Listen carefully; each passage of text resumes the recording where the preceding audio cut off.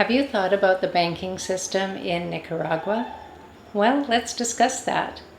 So I bank with a bank called BAC, B-A-C. It stands for Banco de America Central.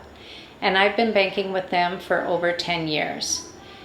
So one thing about them is that it is easy to get a bank account with them. If you already have a residency, it is incredibly easy. All you have to do is fill out an application form and get two people who live locally to sign that they know who you are. Even if you do not have residency, all you have to do is provide tax information from your country of origin and also get those two people to sign for you, fill out the application, and you can open a bank account. And I'm sure that's the same for all banks in Nicaragua. So once you have done that, they will give you options, and options are always good. So the first option that they will ask you is, do you want a checking account or do you want a personal account, a personal savings account? And what I would suggest is that you ask for the checking account. Why? Because this will allow you to make payments, to transfer money, and that really is the convenience of banking locally.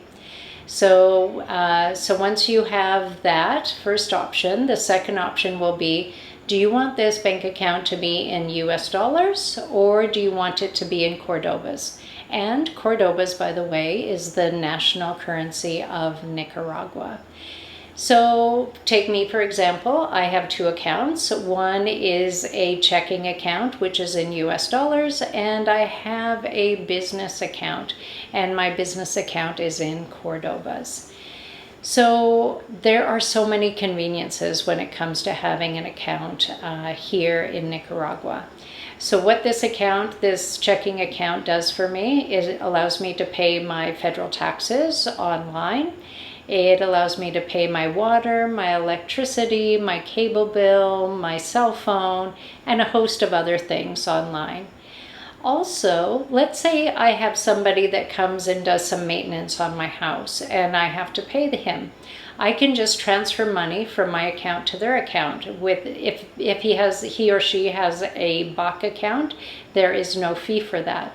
But if they are at one of the other banks in Nicaragua, and there are several, there's ones like La FICE, Banpro, and there's a BDF. If they're at one of those banks, then I can still do that. All I need is their name and the number of the account. But if they're at a different bank than BAC, then I have to pay a $2 fee, which I'm more than happy to pay for the convenience of doing the transaction online. So those can all be done in the comfort of your own home on your computer, but it gets even better. They have an app, and all of these things can be done on an app on your phone. So just recently, if you have been on this channel before, you've seen that when I went to Ometepe, I had to transfer money to someone who had delivered goods to my home. And I did not have my computer with me, and I was able to just send him money very easily. And that's a relief. It's a relief that I can do that, knowing that he got paid for his service, but also that I didn't have to remember to do it when I got home, and I didn't have to lug my computer with me. So I'm very grateful for the convenience of all of that. So I mentioned already that I have a business. It is a pickleball court, and when people play on my court, they can book on an app online, and that payment gets processed into my bank account, into my Cordoba account. And that is pretty seamless. We like seamless.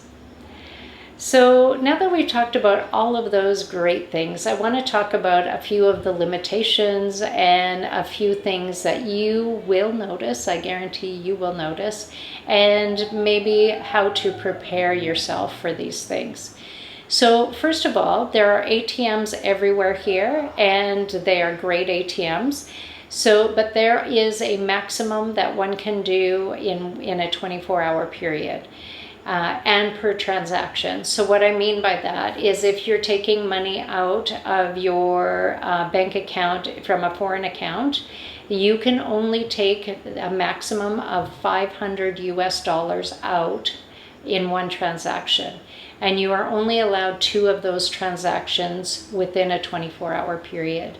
So $1,000 per day. So that's a lot of money. To me, $1,000 is a lot of money. But let's say you're trying to buy a car, or you're trying to put a deposit on a piece of property. So these kind of larger transactions, this requires you to make some plans with your banker in the bank. So let's talk about going inside the bank. So for me, doing personal banking is not as pleasant as doing it on my computer or on my phone. So I'll tell you the reasons why. So San Juan is a small town, and my bank is very small. It has 2 windows, and often only one of those windows is open. So you can imagine, if it's a busy day, there's a big long line of people waiting to do their transactions.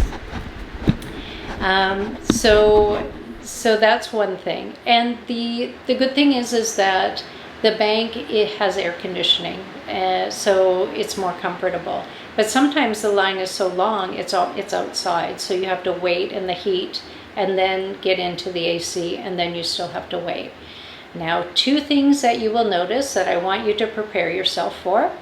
The first one is a great rule, and I agree with this rule, but it's not the way that they do it where I come from.